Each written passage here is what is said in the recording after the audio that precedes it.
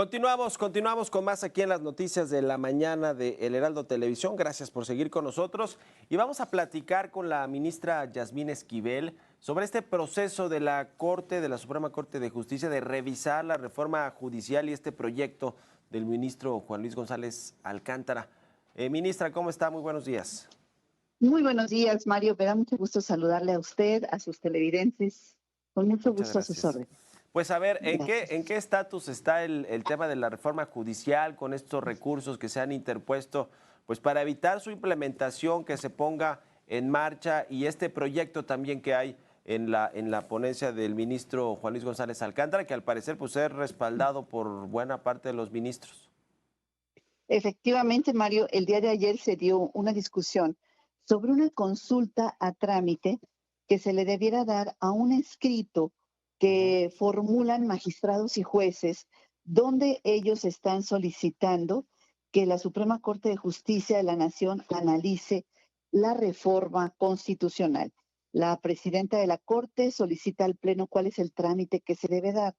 En este tipo de consultas que están fundamentadas en la Ley Orgánica del Poder Judicial de la Federación, siempre se han determinado que son improcedentes y se desechan. Y ahora fundamentalmente porque se trata de una consulta para analizar la reforma constitucional al Poder Judicial Federal. Y debemos recordar que tenemos en México un poder reformador de la Constitución. Este poder revisor está integrado por la Cámara de Diputados, la mayoría calificada, la Cámara de Senadores también por una mayoría calificada, así como la mayoría de los congresos estatales. En este sentido, se reforma la Constitución por parte de este poder revisor que está por encima de los tres poderes constituidos, del Poder Ejecutivo, del propio Legislativo y del Judicial. Ujú. Y ahora una mayoría de ministros pretende analizar si lo que hizo el poder reformador es correcto o no es correcto, si es convencional o no es convencional, si es válido o es inválido. Ujú. Entonces, entrar al análisis de revisar la reforma constitucional en todos los precedentes de la Corte, siempre se ha determinado que no es posible, que hay una supremacía constitucional y que la Suprema Corte no puede revisar la Constitución.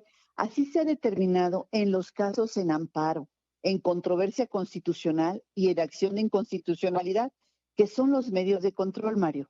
Y Sí. ahora, inéditamente e ilegalmente, fundándose en un precepto de la Ley Orgánica del Poder Judicial Federal, en un precepto que establece una ley secundaria, se pretende fundar ahí la entrada a la revisión de la reforma constitucional. ¿Qué trae como consecuencia esto? Primeramente, que ya hay un precedente, ya se genera este precedente que la Corte sí puede revisar las reformas.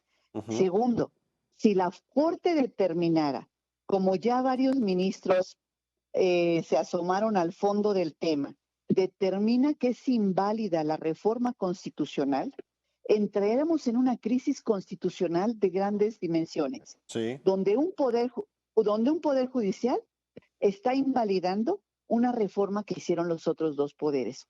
Y Ujú. entonces, esto no es conveniente, no es lo correcto, y por eso yo el día de ayer llamé a los compañeros a la prudencia para que ellos puedan analizar cuidadosamente que no podemos nosotros echar abajo esta reforma constitucional, que además ya desde el 23 de septiembre se encuentra en su implementación.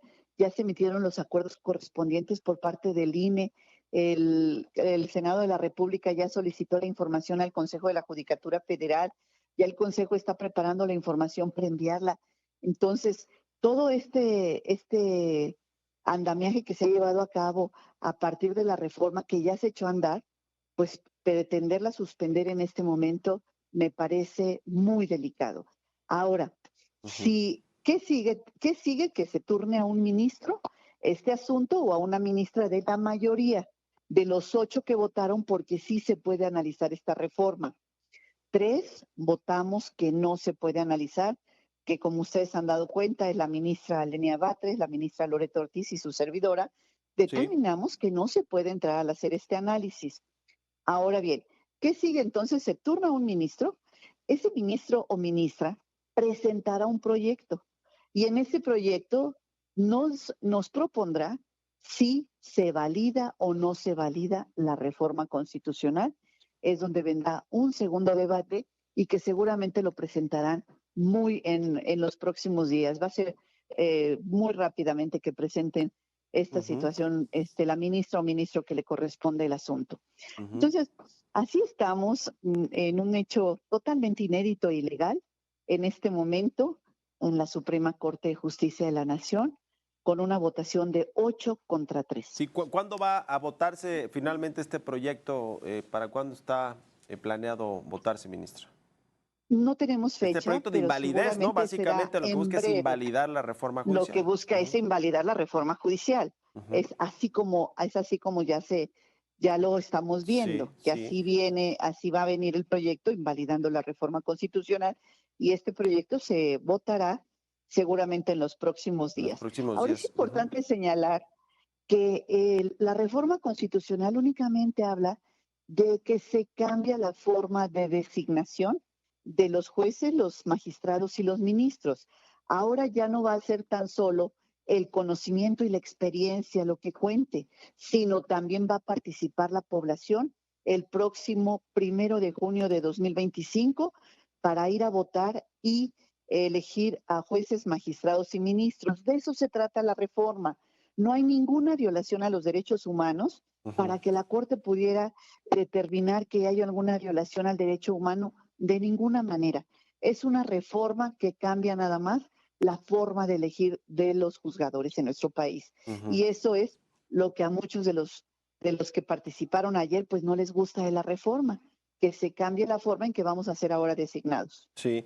Ahora, se habló ayer también de un golpe de Estado que estarían dando estos ministros al interponerse o extralimitarse en sus atribuciones para invalidar una reforma constitucional que ya nos decía, bueno, fue aprobada por todos los otros dos poderes de la Unión o propuesta por el Ejecutivo y aprobada por el Legislativo.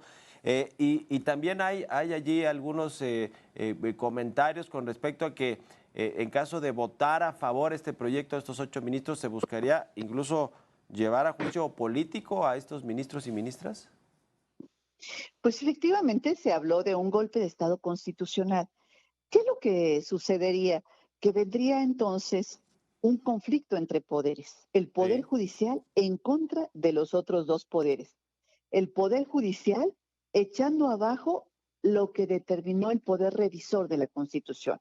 Entonces, habría este conflicto entre los dos, del Poder Judicial con relación a los dos poderes, por supuesto.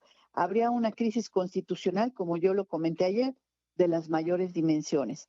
Por eso hablo a la prudencia, al diálogo, a la armonía, para que se pueda avanzar hacia una ruta que favorezca a todas las personas y a todos los mexicanos. No podemos estar avanzando con una resolución judicial, echar abajo lo que determinaron las mayorías legislativas, lo que determinó el pueblo de México el pasado 2 de junio votando por un plan C. No se puede echar abajo mediante una resolución de 8 ministros en el Pleno de la Corte que de acuerdo a la reforma pues ya se van. Ujú. Entonces, eso es lo que generaría este problema que estamos viendo próximamente y que se está visorando después de la discusión del día de ayer. Ujú. Ahora, en el Senado de la República, y esto no sé si será parte de la tesis del ministro González Alcántara o de los ministros que apoyan esta invalidez, pues no se tomaron en cuenta o se respetaron algunos recursos que se promovieron, suspensiones para evitar que se le diera trámite el legislativo en fast track a esta reforma y se ignoraron, pues, ¿no? Es lo que dicen la oposición y lo que reclaman en el Poder Judicial, que se ignoraron estas suspensiones en el Senado y se pasó la reforma, se votó, se pasó, se aprobó en el Pleno y regresó al Ejecutivo. ¿No es parte de lo mismo, digamos, este tema de no reconocer a los poderes de la Unión? Pues mire, el artículo 61, fracción primera de la ley de amparo dispone exactamente que el juicio de amparo es improcedente contra reformas constitucionales. Constitucionales. Ujú. Entonces, si un juez en exceso de sus facultades está emitiendo una suspensión que no tiene competencia para ello, es por eso que los poderes en el ejercicio de sus facultades no suspendieron el trámite para la elaboración de la reforma constitucional. No está dentro de las facultades de un juez que vía amparo pueda suspender este trámite que se está dando de la reforma constitucional. Entonces, hoy es una realidad esta reforma, nos guste o no nos guste. Está en la Constitución, ya es un texto publicado el 15 de septiembre pasado. Ya no podemos en este momento cuestionarnos, sino ir hacia adelante cómo se puede implementar de la mejor manera, protegiendo los derechos laborales, protegiendo la carrera judicial, cómo se puede llevar a cabo aterrizar en leyes secundarias y en la convocatoria esta protección de derechos laborales, pero no de una forma en que la Corte mediante una resolución pueda pretender dar este paso que no tiene facultades y que la Constitución no nos lo permite. No está en nuestra Constitución expresamente invalidar una reforma de la propia Constitución, e inclusive los ministros que ayer participaron han hablado de la supremacía constitucional en todos sus precedentes, han hablado que la Constitución es el máximo dispositivo y no puede ser revisado por el Poder Judicial. Ahora están cambiando de criterio, entiendo, son otros tiempos, están cambiando de su forma de pensar y su forma de ver las cosas. Cuando se plantearon, también uno de los ministros señaló que algunos actores políticos que hoy están en la vida pública presentaron anteriormente alguna impugnación contra reformas constitucionales, pues también se las desecharon. Sí. Los funcionarios que ahora están en el gobierno también se las desechó la Corte. Y ahora pretenden admitirla y entrar al análisis de la reforma constitucional.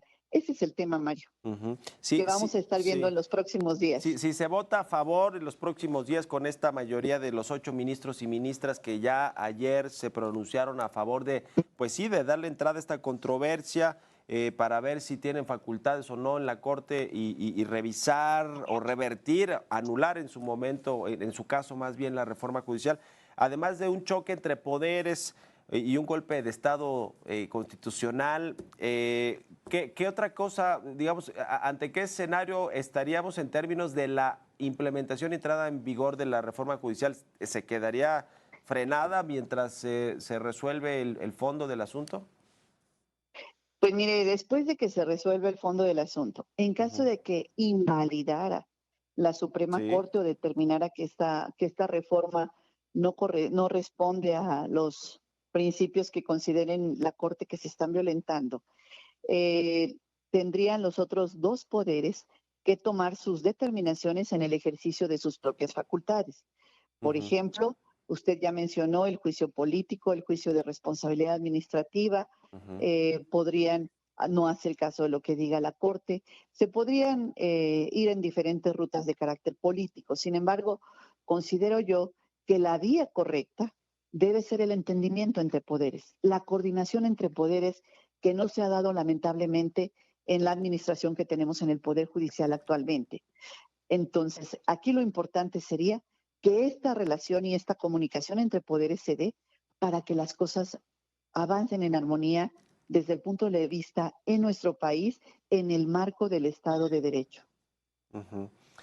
Bueno, pues qué situación. Están buscando eventualmente, ministra Yasmín Esquivel, me refiero quienes no están de acuerdo con este golpe de Estado constitucional, como lo llamó Lenia Batres, la ministra Lenia Batres, en buscar que cambie la presidencia en tanto se hacen las votaciones o se disuelve la Corte como está actualmente y se implementa la reforma. ¿Estarían buscando que haya una nueva presidenta titular del Consejo de la Judicatura y de la Corte? Bueno, nosotros lo que hemos visto y he planteado yo en varias ocasiones es que no existe ningún liderazgo, no existe ninguna posición de diálogo ni al interior ni al exterior del Poder Judicial Federal.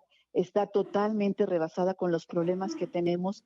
Tenemos ahorita una suspensión, un paro que ya tiene cerca de 6 semanas y va para una semana más. Esto también es importante destacarlo, son más de 450,000 expedientes que están en trámite suspendidos porque se encuentra en paro ante la falta de diálogo y liderazgo para poder entender y dialogar con los otros poderes los problemas que se están presentando con nuestros trabajadores del Poder Judicial Federal. Entonces, yo he hablado en todo momento de que es necesario, pues no hemos tenido los resultados que México quisiera con los que vemos el día de hoy en el Poder Judicial.